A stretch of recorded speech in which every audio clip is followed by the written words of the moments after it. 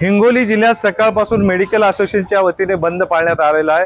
हिंगोली जिल्ह्यातील तब्बल 1200च्या वर मेडिकल जे आहेत ते संपूर्ण बंद असल्याचं आज सांगण्यात आलेलं आहे। जवळपास मी सध्या हिंगोलीच्या NTC परिसरामधील मेडिकल लाईनला आहे आणि या लाईनचे संपूर्ण मेडिकल जे आहेत ते संपूर्ण बंद असल्याचं या ठिकाणी बघायला मिळत आहे। अत्यावश्यक सेवा वगळता संपूर्ण मेडिकल लाईन जी ही बंद असल्याचं सांगण्यात आलेलं आहे। यामध्ये देशभरातील औषध विक्रेत्याच्या प्रलंबित व गंभीर मागण्याच्या शासनाने मान्य कराव्यात, ऑनलाईन औषधी विक्री तात्काळ बंद करावी व बनावट औषधांच्या वाढत्या धोक्यापासून देश व रुग्णांचे संरक्षण करावे आदी मागण्यासाठी हा बंद पुकारण्यात आल्याचं असोसिएशनच्या वतीने सांगण्यात आलेलं आहे। प्रमुख मागण्या माननीय जगन्नाथ शिंदे यांच्या मार्गदर्शनाखाली आणि मानस सचिव यांच्या आज आम्ही प्रमुख मागण्या म्हणजे ऑनलाईन विरोधात, तसेच सेकंड मागणी आमची कॉर्पोरेट कंपनी विरोधात आणि थर्ड मागणी म्हणजे आमची बनावट औषधाच्या विरोधात। मला सांगा, तुम्ही ऑनलाईन तुम्ही औषधी मागवता ती खरंच आपल्या पेशंटच्या किंवा रुग्णाच्या जीवाशी खेळ नाही आहे का?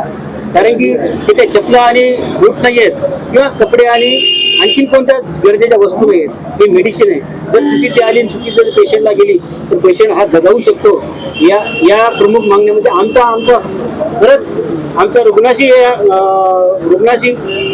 आणि कॉर्पोरेट कंपनीच्या मदत ढाल म्हणून आम्ही त्यासाठी उभे आहोत आणि शासनाला आमची एवढीच विनंती, आमच्या ह्या मागण्या तात्काळ मान्य कराव्या आणि जे काही GR 117/2018 आणि GR 220 हा तात्काळ रद्द करावा अशी मागणी आमची शासनानं आहे।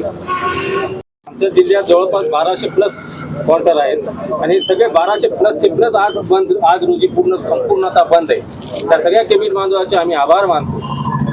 जर 100% इमर्जन्सी जर असेल तर त्याला औषध मिळेल।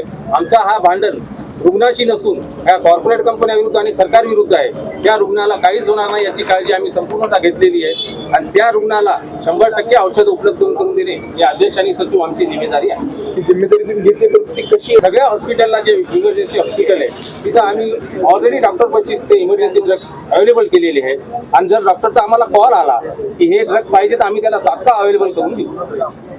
हा आम्ही बंद जवळपास एक महिन्याभरापासून आम्ही पुकारलेला आहे आणि याची आम्ही मीडियाद्वारे म्हणा किंवा व्हॉट्सअपद्वारे म्हणा किंवा आणखी प्रत्येक रुपया लोकांना कळतील त्या पद्धतीने आम्ही ॲड केली आहे। प्रत्येक दुकानावर त्या पद्धतीचे बॅनर लावलेले आहेत।